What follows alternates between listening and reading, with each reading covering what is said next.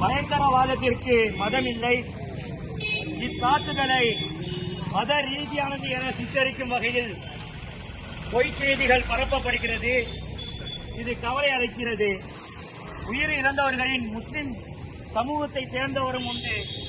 ஆகவே பயங்கரவாதத்திற்கு மதம் இல்லை. அப்பாவி